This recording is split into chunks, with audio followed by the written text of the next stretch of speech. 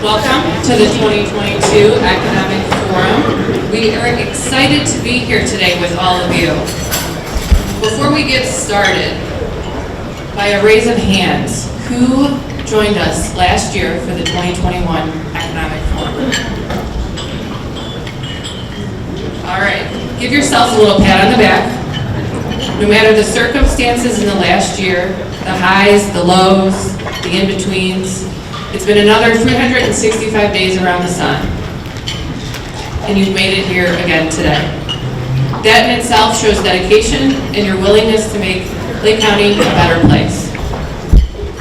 Now, by a raise of hands, please share with us those of you who have never been to the Economic Forum event before. All right, for those of you who have not been here, welcome. You are in store for two great speakers today, Michelle Gillcrist and Dr. Ted Jones, and I thank you all for being in the room this morning.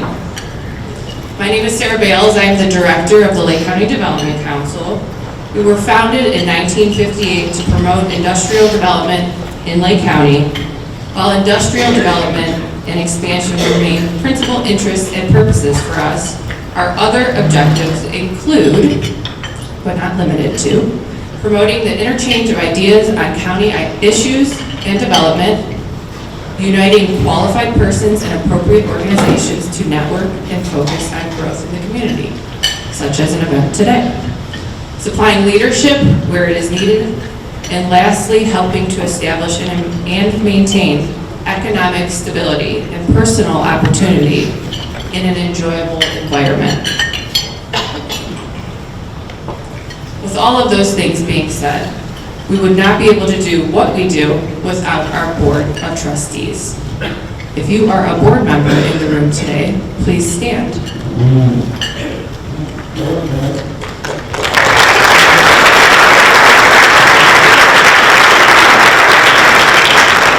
You'll see them listed on the back of our program. And I will say I truly cannot thank them all enough for their time throughout the year. We all know that times have changed, especially in the last couple of years. So committing to a board and all of these different events that we host throughout the year truly help us become a successful organization and a growing Lake County. A few quick reminders before I hand it off. There are QR codes on the front of your programs. Please utilize those to connect with us. That helps us continue to promote development in Lake County. Again, on the back of your programs, you will see two dates. These are the last two events that we are hosting this year. So take the opportunity to join us. On October 14th, we will host the topic of healthcare in Lake County. And on December 1st, we will host a fun holiday gathering happy hour, where we will give our platinum sponsors an opportunity to speak about what they've got going on going into 2023. Real quick, I'd like to thank Jim Jones of Jones Printing Services. As those of you who host events in the room understand, an event of over 200 name tags can be a whirlwind the day before the event, so he really stepped forward yesterday to help us out. Now it's time to get to the good stuff. I would like to introduce our board president, Tim Flenner of Erie Bank, to introduce our presenters and speakers. Thank you, Sarah. My name is Tim Flenner with Erie Bank, and I'm the current president of the Lake County Development Council. I too want to thank you for joining us this morning for the Lake County Development Council's annual Economic Forum. It's a countywide event that has been well received over the years, and we think today's program will be valuable for you as well. This is the first time holding the event at the American Croatian Lodge, and I want to thank their entire staff for supporting the event and helping us bring it to you. And for those of you who are just getting here after turning around in the Moffitt parking lot, you're welcome. Also joining us today are students from a number of our educational establishments. Today we have students representing a number of our high schools throughout Lake County, as well as students from the Northern Career Institute, the Lakeshore Compact, Auburn Career Center, Lakeland Community College, and Lake Erie College. Welcome to all the students.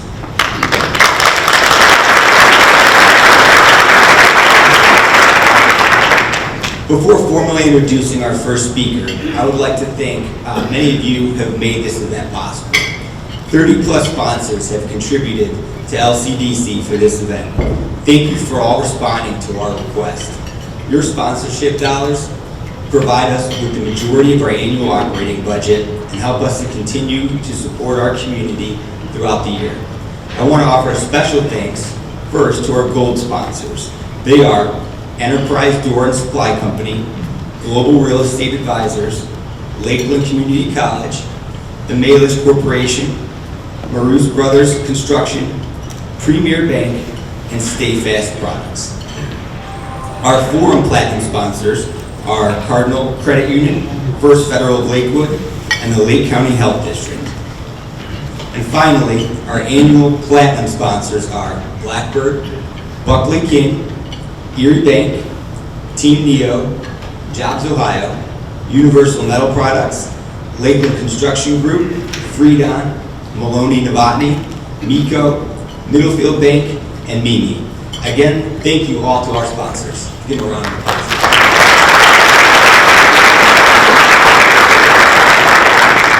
The Economic Forum Committee has worked over the past several months in preparation for this event, and I'd like to thank each member for their time, energy, and creativity to bring this event. Please stand when I call your name. Liz Dunlap with the Cleveland Home Title, Greg Sanders, the Lakeland Foundation, Dean Sengus with Senk Properties, Judy Moran with the City of Eastlake, our Executive Director, Sarah Bales with 440 Marketing, and I want to give a special thanks to Tim Cahill. Tim's been our event chair and should be speaking to you right now, but was unable to make this event.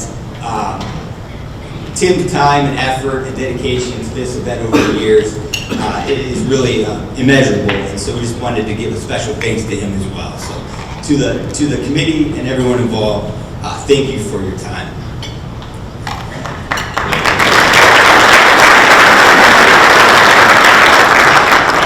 So being an economic forum, we always have our economist as the keynote speaker. And leading off, we like to provide a speaker to give insights or information on impactful current events or topics of interest. This year, our committee quickly concluded that such an event occurred on January 21st when Intel Corporation announced a $20 billion investment in Ohio to build 2 leading-edge chip factories in Licking County, just outside of Columbus. This is a huge step in restoring the U.S. as a world leader in semiconductor manufacturing. And besides bringing 3,000 new high-paying jobs to Ohio, it will have a huge impact on businesses and communities all across the state. Many had a stake in helping to make this happen, but probably no one more instrumental in bringing it all together than Governor Mike DeWine.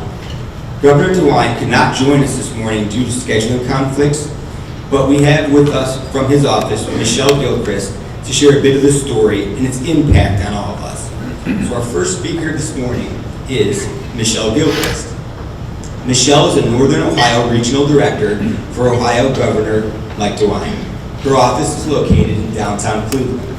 In her current role, Michelle serves as Governor DeWine's representative in 8 counties in Northeast Ohio: Erie, Huron, Lorraine, Medina, Cuyahoga, Lake, Geauga, and Ashtabula. Michelle has also served as the Managing Attorney of the Cleveland office of the Ohio Attorney General Mike DeWine and Regional Director of the U.S. Senator Mike DeWine's Cleveland office. She has also had leadership roles in government and community relations for the Cleveland Clinic, Visiting Nurse Association, and Metro Health Hospital. Michelle is a graduate of Case Western Reserve University School of Law and John Carroll University. Please like you to welcome Michelle Gillcrist. Thank you, everyone. It's a pleasure to be here today, though I felt like I drove across the state of Ohio. I live in Avon in Lorain County, so I left bright and early this morning at 6 a.m. So I'm honored to be here representing the governor to talk a little bit about the Intel project, and hopefully I'll give you some facts and figures that you haven't heard before. So let's get started so we can get on to our main speaker. September 9th, 2022 was a historic day for the Buckeye State. The groundbreaking of the new Intel facility in Ohio. Intel chose Ohio over 39 other possible locations that it could have selected to establish this facility. And by choosing Ohio, Intel has recognized what we have known all along. There is simply no better place to be than Ohio. No better place to live, no better place to start or grow a business, and no place that provides more opportunity than Ohio. By choosing Ohio, not only has Intel placed its trust in the DeWine administration, but it's placed its faith in you. They have placed their faith in our women and men who are building these chip fabrication facilities, or fabs as they're called, and in those who will operate them, in those who will work to supply Intel, and those who will supply the suppliers. And they are placing their faith in those who are teaching the next generation of Ohioans and who are preparing them for the jobs of the future, such as Lakeland Community College right here in Lake County. They're part of a consortium of universities that will be working with Intel to train many of the students who are here with us today to either work for Intel or work for some of the suppliers that will be helping to grow Intel in the state. When we announced that Intel chose Ohio, we said at that time that Intel's arrival will have a positive impact on many, many companies throughout Ohio, such as Lubrizol right here in Lake County. Our investment in Intel is an investment in all of the companies throughout Ohio that supply Intel and those that supply the suppliers.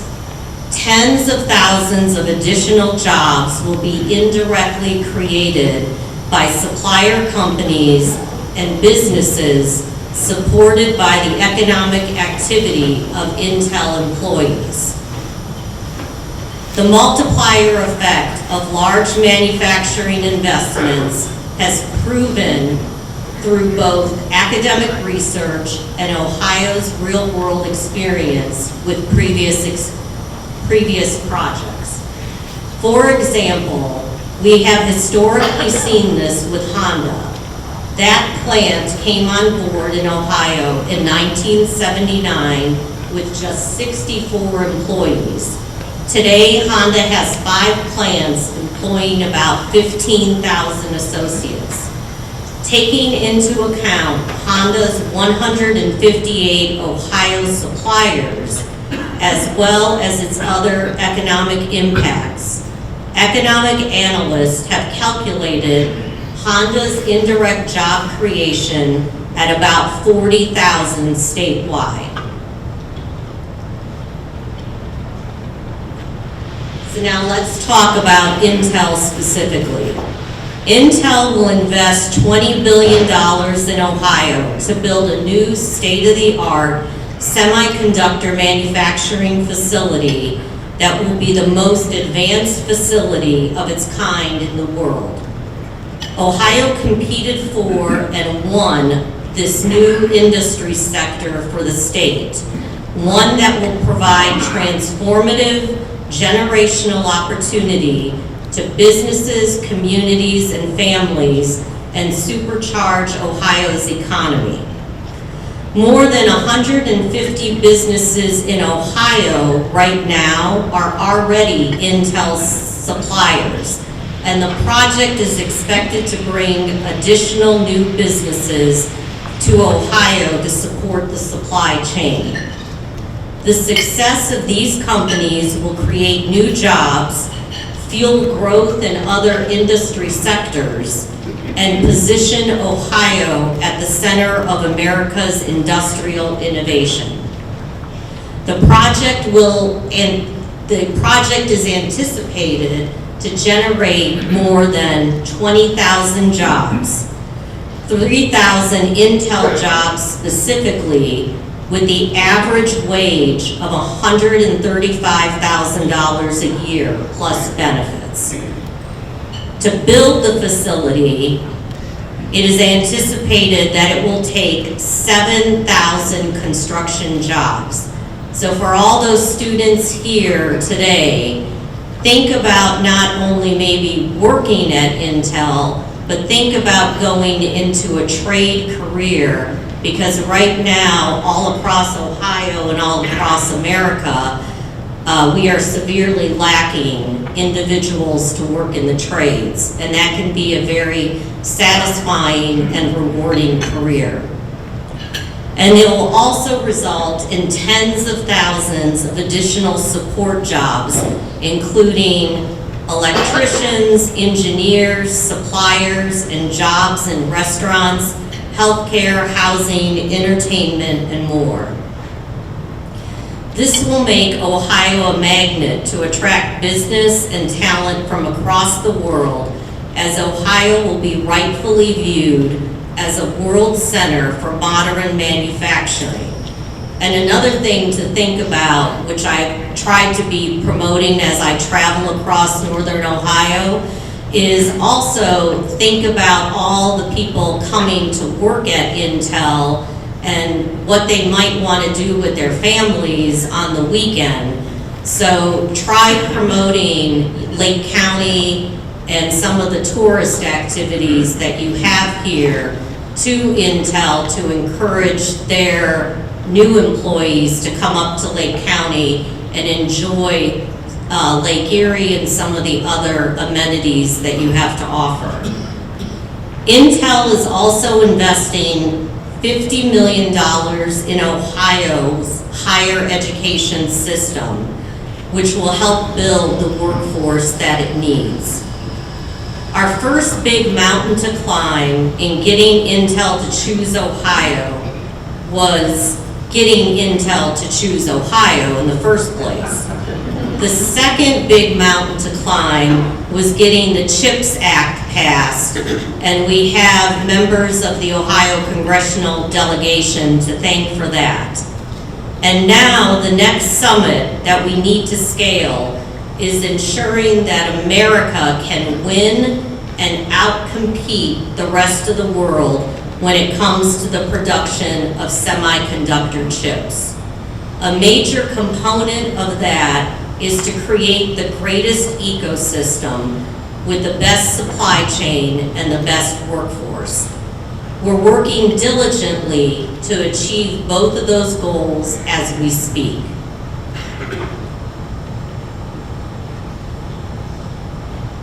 So what did the state offer to bring Intel here? I jumped ahead, sorry. So Ohio has been presented with a historic opportunity to take the lead in reestablishing Americans' dominance as a maker of semiconductors or chips. In 1990, which was only not that long ago, the U.S. was a world leader in chip production, dominating nearly 40% of the world's production capacity. Today, our nation only holds 12% of that production capacity and is projected to slide to 10% by 2030 if we don't act. Combine those factors with what has transpired in the world over the last couple of years, decades of offshoring the manufacturing of chips, a foundational technology that makes modern life possible. Everybody has one of these and we need chips for them.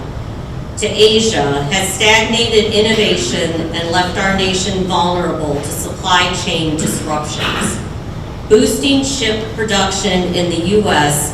will bolster our national security and industrial competitiveness, as well as help to address an issue that has crippled major sectors of our national and state economy, and harm to businesses and consumers. Intel's technology, which is built in America, is essential to key Ohio sectors, including our automotive sector, aerospace and aviation, consumer goods, healthcare, and technology. Those industry segments are crucial to state and regional economies. Simply put, we need to make more products here in the United States, and there's no better place to manufacture them than in Ohio by Ohioans. We have an opportunity to lead again.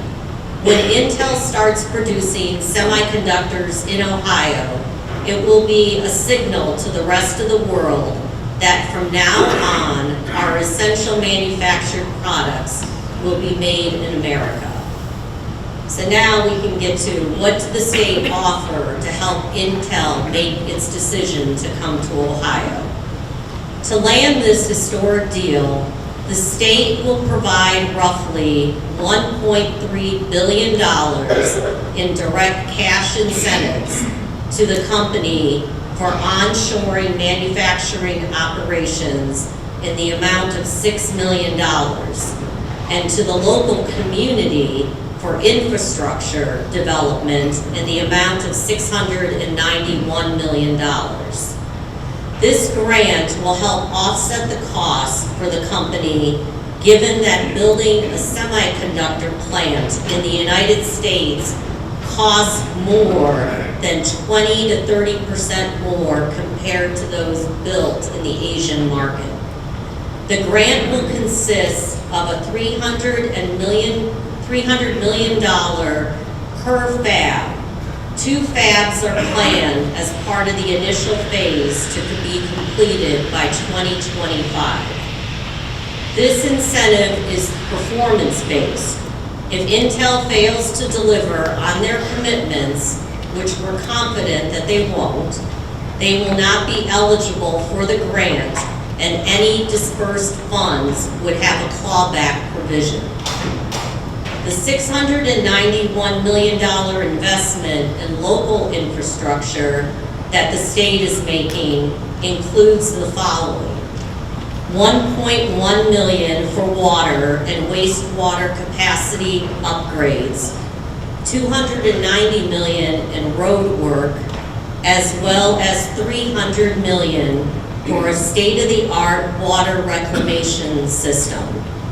These investments will not only ensure that this project is successful here, but also will support the region by increasing local infrastructure capacity to support future growth, not only for Intel, but for other projects. Put another way, for every 6 cents that the state invests in direct cash incentives, Intel is investing at least $1. Intel will also be able to benefit from an expanded job creation tax credit. This is a direct result of the mega projects legislation that the General Assembly in Columbus passed and Governor DeWine signed into law last year. Intel will provide an annual report detailing the project's status as it relates to job creation. Information in the annual report will include data points as the number of full-time employees, payroll, income tax revenue, and other information. If metrics are not achieved, the full benefit of the tax credit is not awarded.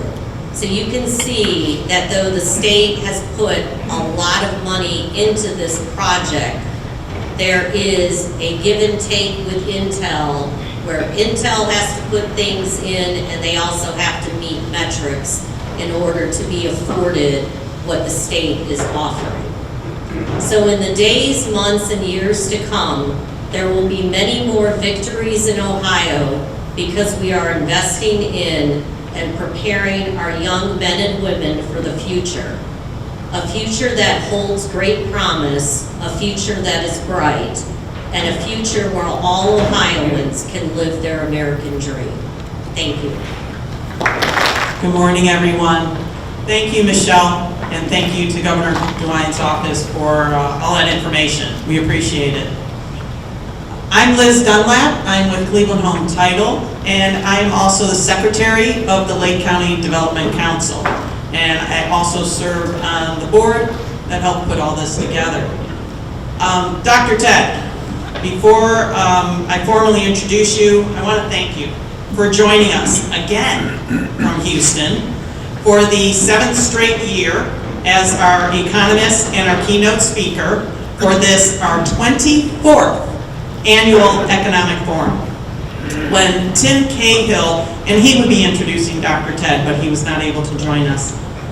When Tim Cahill asked Dr. Ted, why do you keep coming back to present to our little group here at Lake County Development Council's Economic Forum?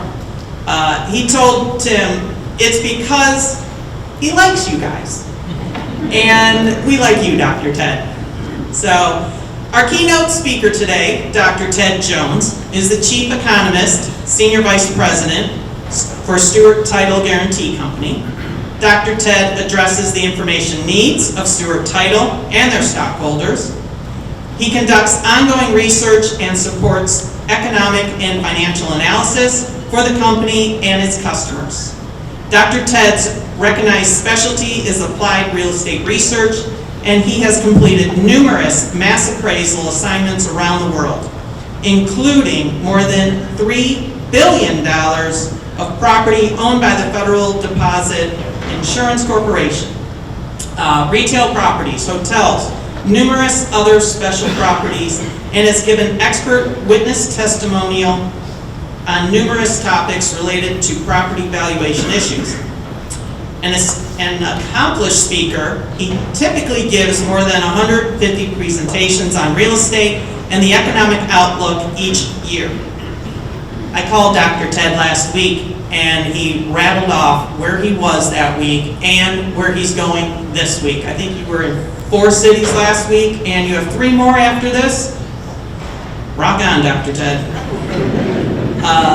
The real estate groups that he addresses, like us, also the National Association of Realtors, the National Association of Home Builders, Fannie Mae, the American Bar Association, the National Conference on Unit Value Standards, the FBI, and many other national and state organizations. After receiving a Bachelor of Science degree in Agricultural Economics from Colorado State University, Go Rams! Ted earned his PhD in finance with a minor in statistics and a master's degree in land economics and real estate from Texas A&M University. Woo! Over the years, I knew you were going to do that. Where he served as the chief economist and the university's real estate center. So besides being Stewart Title's chief economist, Dr. Ted is an author, a teacher, an appraiser, an analyst, a blogger, and a tweeter. Oh, and he drinks beer, of course. By the way, if anyone wants to buy him a drink, of course. And an internationally recognized real estate expert. Please help me welcome Dr. Ted Jones.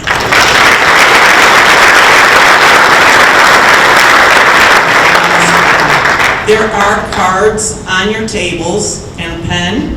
If you have questions for Dr. Ted, if we have time at the end of the presentation, just hold the cards up, we'll come around and collect them, and so we can ask Dr. Ted some questions. So please use the index cards on the table.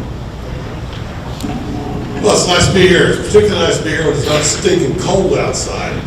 For 20 years I've been coming to Cleveland. Rick Garrity, where are you at, Rick? Rick was the president of North Star Title, and now it's Stewart Title. He's our president there too. And he always has me here in January. There's something wrong with that.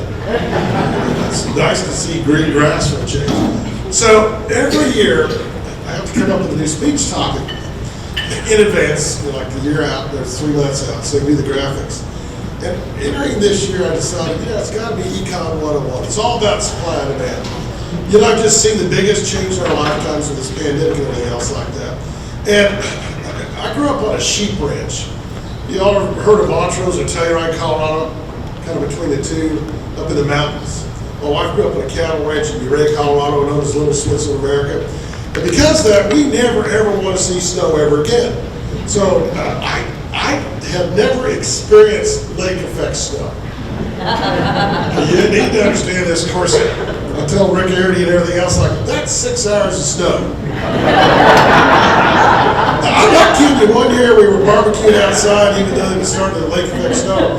Rick, we lost a six-pack for over 5 months. We couldn't find it on snow. You're laughing, it's a true story. So to this I say, nope. I mean, you're nice people, but you're not that nice. And this one you gotta love. When you go out and grill, it tells me, well, at least your beer won't get warm like it does in Houston when you grill. And I said, in Houston, we're smart enough to drink it before it gets warm and drink another one that's cold too. I don't get this stuff. I mean, y'all can just, a hotel room one time in another part of Ohio. And I'm wake up 2 or 3 in the morning because I have to read and work and stuff like that. And I realized about 4 a.m. I kind of opened the blinds and realized, oh, you're not getting out of your room, Ted. So I called down to the front desk and I said, yeah, I got just a wall of snow out there. She says, what time are you leaving? I said, 7.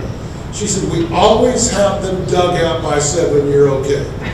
Like, this is an everyday occurrence. You people are insane. And then, you know, this, oh, you gotta love this. Anyone here from Minnesota? They have, you talk about dial 1-800-GET-A-LIFE. They have an annual contest to name your snowplow. And then people drive around the state and get their picture with all these snowplows. And here's some of the names. Scoop Dog. I love this Plowsaurus Rex. No, you guys need to get. Oh, but this one I do agree with. I love this. Speed limits and things. People not following wise decisions are subject to natural selection, and I agree with that. So along comes the pandemic. And when I say along comes the pandemic, I mean it came. Biggest change in our lifetimes. But we should have known 2020 was going to be a hangover year. Am I correct? We all should have known 2020 was going to be a miserable year. How do I know that? There's a Mad Dog 2020. It told us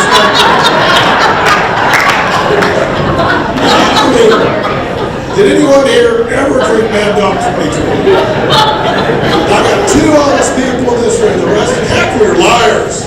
I was telling one of my friends did, and to that I say BS, but oh, and for you younger people, you don't recognize that, but you probably recognize Mad Dog 2020. The bright colors and all the tutti frutti flavors. Now some of us, I gotta ask you, how many of y'all drank more alcohol since 2020 than any time in your life? Well, you could have been in training like these people. I love this one. This is Christian Price's age 3 out through our bar. Between bar stools and 10 beer bottles. And that's brilliant, am I correct? I've been trying to follow this with my grandkids, my wife would kill me. To show you one of my other things, guys, someone thought this up. It's not real. It's Photoshop. And the thing I want to leave y'all with this year is creativity. We just went through the biggest change in our lifetimes, and we're allowed to reinvent ourselves now. We reinvented ourselves working away, not in an office or anything else like that. So 2020 comes along and it just drags us into it. It just drags us right into it. Just drags us into it. Change. I told you, just went through the biggest change in your lifetime. Some change is bad and some change is good. Let me show you some good change. That is the original IBM 5 megabyte hard drive. But this presentation is 160 megabytes with all the pictures. If you think about it, that's 5 megabytes. This presentation, you put 10 of them on, well, 100 of them on a little stick like that. Oh, in 1956, IBM wouldn't sell you this. They would lease it to you for $3,200 a month. That's $33,000 a month in today's dollars. And today, you can literally, gosh, I love this one. I was searching for logo sticks, memory sticks like this. I found one with IBM on it. You can buy 4 gigabytes with your logo on it for $4.95. 400 megabytes, 800 times more capacity than that hard drive you just saw. Absolutely dumbfounded. So we got some other mega things, and let me tell you where I'm going with this. Number one, everyone loves to talk about green energy. We have put billions of dollars in green energy, and we haven't spent one dime on our power lines. We have not spent one dime on our grid. One of my tweets this past year, y'all need to follow me on Twitter, don't worry, I'll give you that address about 5 times, don't worry. One of my tweets last year, I tweeted, it was from both USA Today and Wall Street Journal. They said if you're charging your car on a level 3 supercharger, that means you're charging EV in between 20 and 40 minutes. Your house is now using as much electricity as 55 surrounding homes. Did y'all know that? What happens when you get a block of 10 homes and 3 or 4 of them supercharge at the same time? That grid will not handle that. Y'all understand this? I was speaking at the Realtor Association in Utah, and they said, we gave you a really great room with a beautiful view. That was my beautiful view. The grid. When I was checking at this hotel in one of the ski areas, this guy came in. He had a Model S Tesla, just paid $128,000 for it. He had to get to Salt Lake City, not quite 60 miles. He had 11 miles left on his charge. And he's asking the lady at the front desk, I've got to be in Salt Lake City in literally an hour and a half. Where is a level 3 charger in this valley? She said, there are none because we don't have the capacity on the grid. Oh, by the way, for him to get a 50-mile capacity, 50 miles driving, you had to plug it into a normal wall circuit for 8 hours. Did y'all know that? These type things. Oh, and this one will blow you away. That's my Twitter address. One of my tweets from last month. 60% of our power lines in the United States have exceeded their estimated 50-year lifespan. 60%. Just to keep our current grid intact, we're going to have to spend between $1.5 trillion and $2 trillion by 2030. Not to improve it, just to keep it running. And that has not been budgeted. We've done all this other stuff in government, Washington, D.C., and we didn't cover that. Y'all understand we're missing the boat. This is a concern for me. Is it a concern to anyone else? When we go to California, after 2030, they're not going to sell any internal combustion engines. Did you hear what happened to them over Labor Day? They said you cannot plug in your electric car for the next 7 days. A lot of good those cars should be doing this and that. Second megatrend that scares me to death, crime. And I don't mean petty crime. I'm not talking political defund or anything else like that. I'm talking crime. And well, think about it. When I was a kid, Grant and I grew up on a ranch, but my friends in town, if you're 8 years old, back in those days, you disappeared at 7:30 in the morning, you came back at 7:30 at night, nobody cared. Because you were safe, am I correct? You won't even leave your grandkid or your kid in your backyard alone for 30 minutes. We got a problem here, folks. I thought, okay, usually when I'm speaking, they're either drinking or eating, and you just did that. What crime can I show you to make a point? So I picked this. Now, in front of your house, steal your wheels and rims, parking garages, in front of businesses, nice cars, high-end cars, pickup trucks. These trucks are smarter than you think. These trucks understand that lumber costs went up 300%. I'm supposed to laugh there. Oh, and it's hurting our kids. How many of your kids are scared to go to the mall or anything else like that? Scared. It's hitting our kids too, folks. It's hitting our kids. It's hitting our kids. Now this next one is not photoshopped. It's real. It's an older picture. It's in Laredo, Texas. Guys, crime is out of control. Who agrees with me on this? We've got to get it where we're safe to live, folks. Took this picture at the beginning of the year, and it describes my speech today. Some's good, some's bad. Some stop, some go. I always ask this, I'll just give it to you. Do you realize this pandemic started 924 days ago? Guys, I know President Biden just said it's over, but we'll still have thousands of deaths from it this winter, am I correct? It's a virus. It's like the cold, the flu. You'll never get rid of it. It'll always mutate, what have you. So here's some takeaways I got for you. These haven't changed much over the few years since this pandemic started. The reason that housing, and this is for next year too, we're kind of at the tail end of this, the reason housing went up so much in value because demand went up. Remember, supply and demand. And the reason that demand went up is we spent more time at our home than any time in our lifetimes, which means your house impacted your quality of life, or even your apartment and your lifestyle more than ever had. So we wanted to live in nicer places. We even had a lot of people move up in apartments, condos, houses. High-end was hot. And you know what? As we become more herd immune or more vaccinated or just had enough, as we go out and about, start traveling, and by the way, traveling, I don't think I've seen an empty seat on an airplane in 3 weeks. Every flight I've been on. As we do that, though, that intrinsic value of that home is important to us. Who thinks I'm right? That's that demand aspect of it. Secondly, this pandemic accelerated pre-existing trends. We already had lots of e-commerce shopping, we just got a lot more. For people like me, I've been on the road for 35 years, 250 days a year typically. And guys, I learned 35 years ago, I don't need an office. I need connectivity. You learned that too, am I correct, in this pandemic? It's not work from home, it's work from any place. And then, of course, number 3 on this, migration. And when I say migration, for 50 years, people have been leaving the Rust Belt. For 50 years, people have literally been pouring out of California, the Pacific Northwest, and the Southwest. For 50 years, people have been leaving the Northeast on Connecticut, Massachusetts, New York, New Jersey. Who's going to laugh about Massachusetts? Thanks. And this accelerated that. Oh, by the way, the governor of California has the highest personal state income tax rate in the United States, 13.3%. He wants to double it.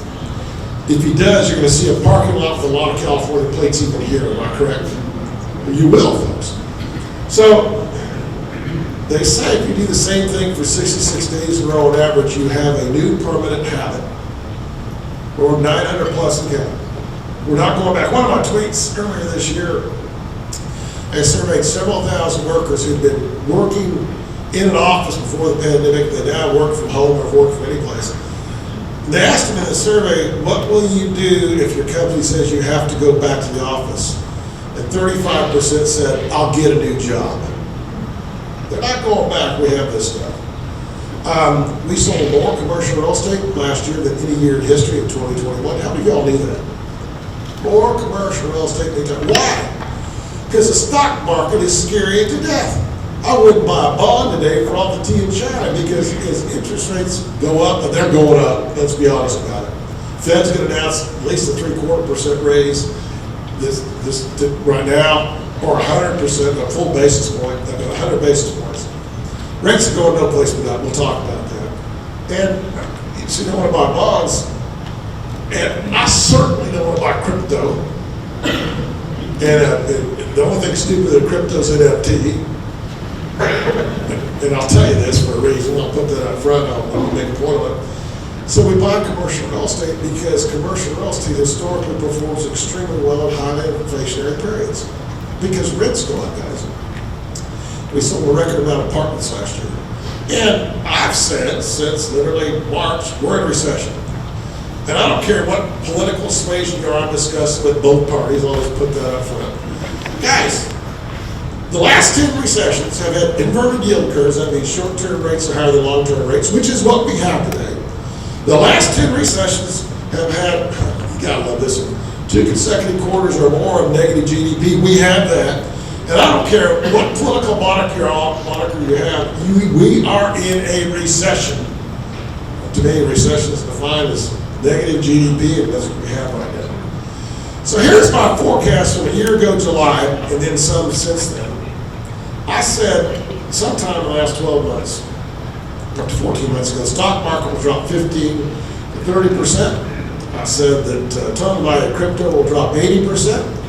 I said the residential rates will go up 6%. And now let's see how we did. Guys, the stock market, S&P 500 is down 31%. The NASDAQ's down 31%, S&P 500 down 21%. Oh, let me have this one. If you follow me on Twitter, you know last week I did this tweet.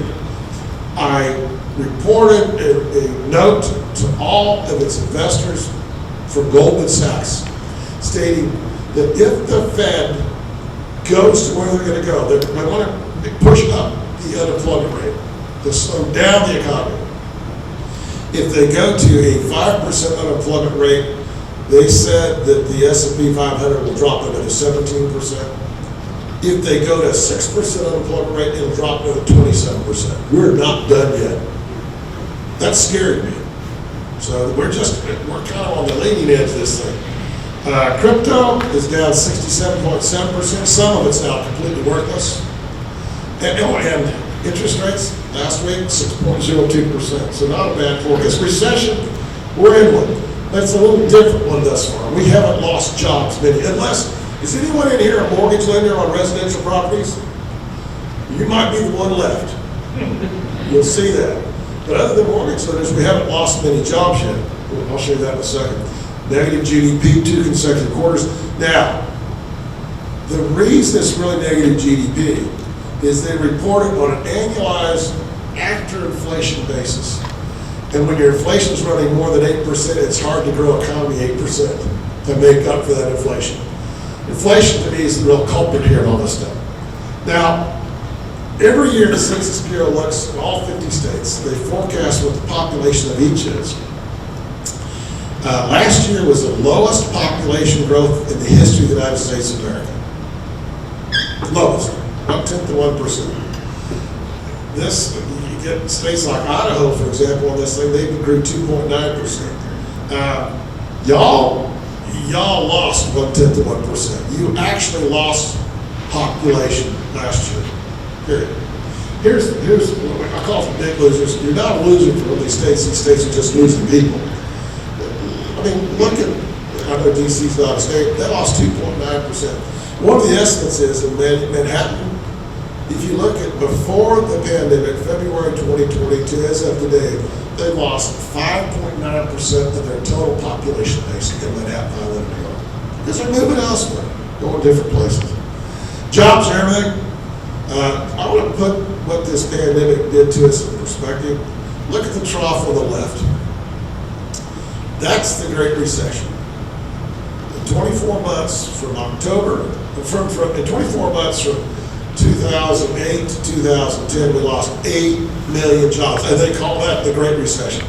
Slide all the way across, you'll see the next 10 years we added 24 million jobs. We lost 23 million in 50 days, March and April 2020. Good news is we now have more jobs than any time in the history of the United States. But actually, it's probably some of the best jobs we've ever had. The bad news is the people who didn't get their jobs back are the people who could least afford to lose their jobs. These were lower income, low skill set people. Just check into a hotel, stay there 3 nights. They will not clean your room. One of the things I typically get check-in, I say, what percent of your housekeeping staff have you brought back since the pandemic? If they know it all, the answer is typically about 50%. So, you know, it's permanent change. Tax Foundation, it's a not-for-profit group out of Washington, D.C. Each year they rank all 50 states. 5 taxes: corporate income tax, personal income tax, retail sales tax, unemployment tax, property tax. Best places in the country to do business tax-wise: number 1, Wyoming; number 2, South Dakota. And let me tell you, you think, scratch your head, South Dakota? Are you kidding? It's kind of like your climate with wind. Roads across that prairie. It's, South Dakota, it's right next to Minnesota, which is the 6th worst. They were having a large influx of people bailing out of Minnesota because of the high taxes, living in particularly Sioux Falls, South Dakota. That town's blowing and going because of this. The 3rd best happens to be Alaska. Nobody's moving there unless you're a caribou guy. 4th best is Florida, the biggest winner of the bunch. Who's the worst? Number 1, New Jersey. Number 2, California. Number 3, New York. 4, Connecticut, Maryland, Minnesota. Where do y'all rank? Well, I got good news and bad news. Good news is there's 13 states worse than you. Do you want to hear the bad news? Yeah, it's 36 better. 36 better. That's why you have to invest in yourselves in economic incentives, because it does pay off. This simply shows the percent of all jobs that were lost in every state at the onset of the pandemic. And the U.S. lost 14.7%, you lost almost 16%. So you lost more jobs than this did. Top left corner, look at Michigan. They lost almost 1 out of 4 jobs. Can you imagine losing 1 out of 4 jobs in 50 days? That's devastating. Best in the country was Utah. They lost 1 out of 11 instead of 1 out of 4. But this is where it counts. We now have 18 states today that have more jobs than any time in history. Top left corner, those surrounded by that maroon box. Bad news is you're still a couple percent short here in Ohio. You got that blue bar. You're in the bottom quarter, in fact. And then if we look at the latest 1 month growth, you don't have any 1 month growth to speak of, so tough. Here is Lake County. Y'all got slapped hard by this pandemic. Remember in the U.S. we lost every job created in the last 10 years? Y'all plunged in this. You're coming back, but you still have a lot short. So let's talk housing. I used to have my own appraisal company. I did appraisals all over the world, the Rock Resort hotels, bowling aircraft, that kind of stuff. That lender one day called me up and he said, would you do a 44-unit condo project under construction in Telluride? We need another interim appraisal. I said, sure. And then he got to where he was going to. Oh, man, I want you to do a house. I said, don't do houses. He said, I want you to appraise this house. Let's give you these other 44 units. So I pull up there. Oh, and y'all look at that's a kind of a grainy picture. Back in those days, we had in the camera this little thing called film. And it was 37 below zero, and that film articulated. And it gives it that sandy look. So I pull up in front of this thing. And I'm thinking, are you kidding me? That they're going to make a loan on this house? That's not a house. So not only did I write the appraisal, this is the worst residential property I've ever appraised in my life. I said, it's the only residential property I've ever appraised that's detrimental to the surrounding value of mobile homes. And they still made the loan because the land was worth a lot. $10,000 each for our 2 daughters, $10,000 each for our 2 son-in-laws, and $10,000 each for our 7 grandkids. So I'm spending $130,000 a year, but I'm getting 9.62%. What a cool way to fund your grandkids or your kids' education, am I correct? Who likes this? Who's going to go buy some eyeballs? It's completely risk-free. Commercial sales. Let me give you the good news. Commercial sales year to date through July were at 19%. We're up 32%. Let me give you the bad news. In July they were down 19% from a year ago. We were falling off the edge of the earth on commercial real estate. That's inflation too. Last year in the 4th quarter we sold more commercial real estate than any time in history. Almost double in the other quarter. In the latest 12 months, we've sold more commercial real estate. This is the 2nd quarter of this year.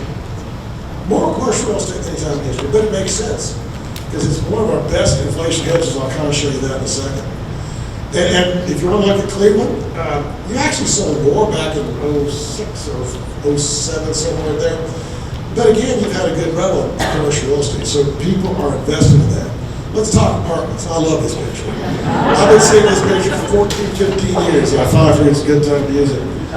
Apartments used to make up 20% of all commercial real estate sales. They're almost half now. Housing is hot. And we're going to have a lot more people in apartments because they can't afford to buy homes. Am I correct? Did I throw all that out to you? Here is Cleveland. You're part of it. Not so much. People are not there. But I got a reason for this one. In a minute I'll get to that one. Oh yeah, I have another one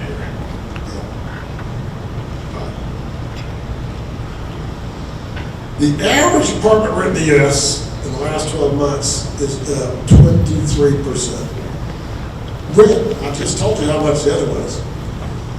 But in the last month, it was down almost 3%, which means even that rental market's good in apartments. People don't have the money. Here's the average rent in Cleveland on a 2-bedroom apartment. It's up 6% year over year. But let me tell you why, if I lived here, I would still buy a home. The average rent is $2,020 a month on a 2-bedroom in this whole metro. You're part of that.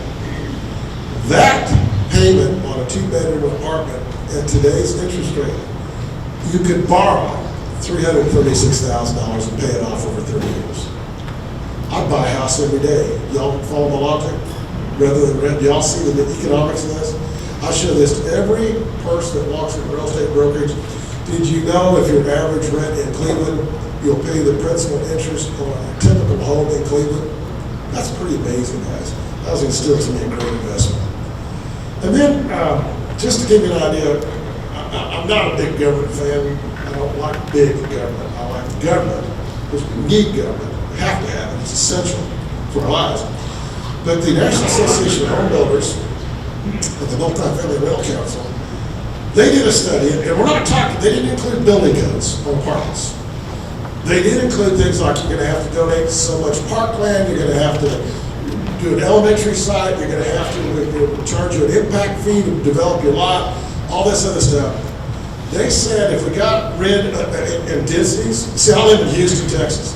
Did you know Houston, Texas is the largest city in America that has no planning or zoning? Did y'all know that? A couple of years ago, I walked down to my window of our office building, the gallery in Houston.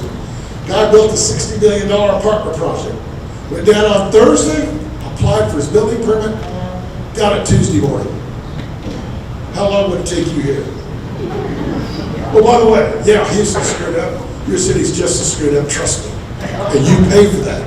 That's good. But they say that just these non-essential government regs increase the cost to develop a new apartment 40%. We don't have an affordability problem, we got a regulation problem. Who thinks I'm right on this a little bit? Nobody's going to agree with me on that, fair enough. Oh, and retail real estate, one thing about with all the e-commerce on retail sales, on commercial retail office, those buildings, it's actually the best it's ever been. That's because consumer up till now has had more money in their pockets than they ever had because of stimulus. I mentioned that thing, creativity. I want you all to be as creative as retailers. There's something wrong with this picture, you know what it is. It's going to take more than 2 beers for a steak that pretty.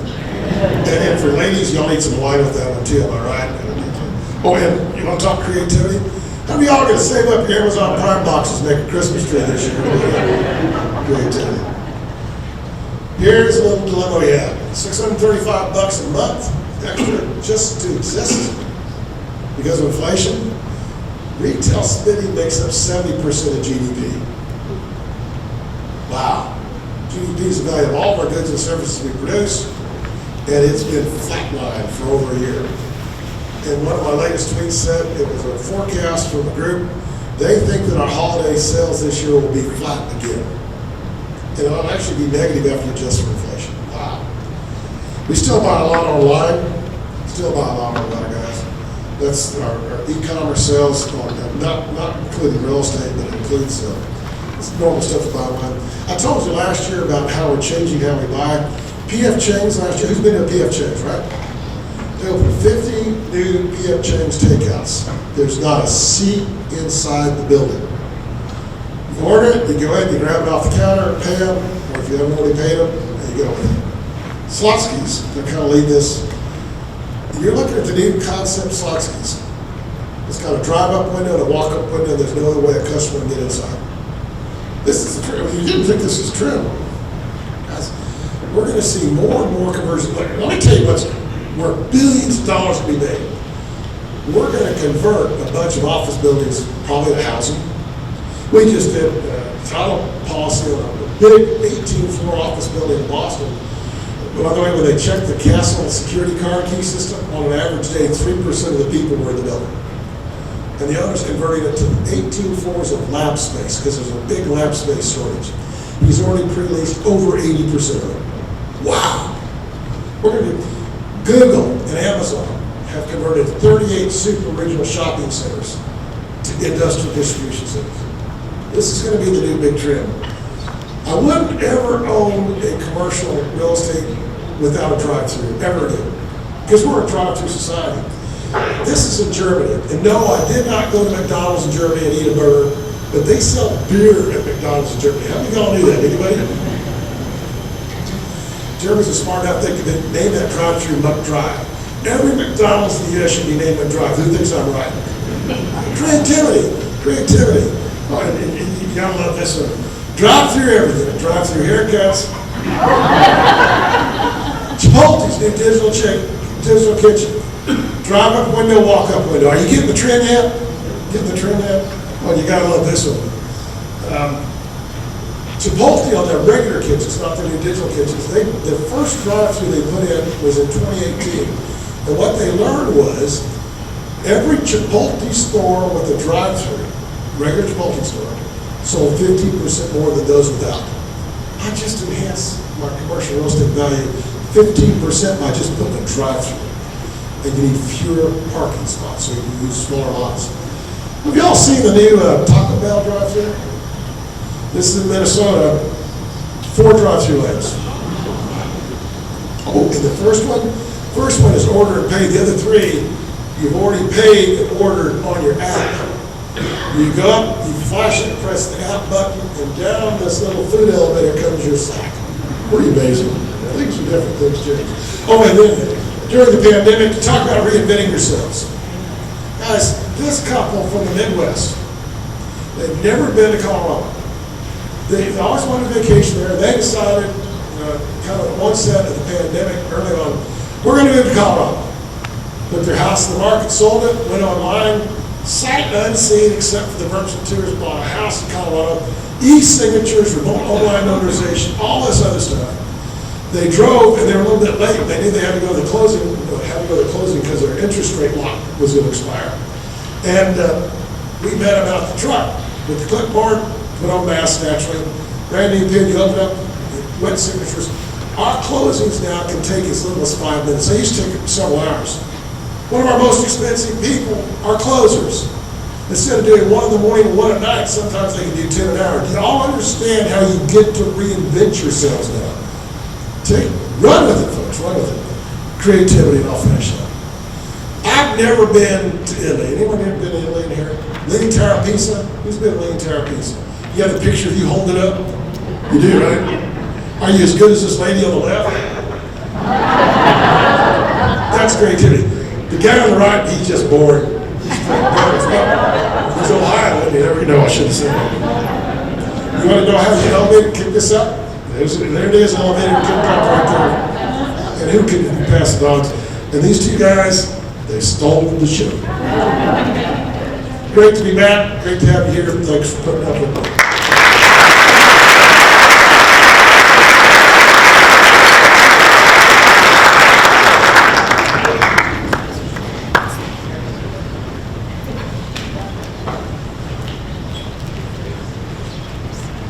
Dr. Ted, thank you so much for that. Really appreciate it. And so what we'll do is just be cognizant of everyone's time. If you have questions, Dr. Ted said he'd hang around for a couple minutes after, so he'd be more than willing to take those. So with that, I'm going to pass it over to Sarah with some closing comments. Thank you.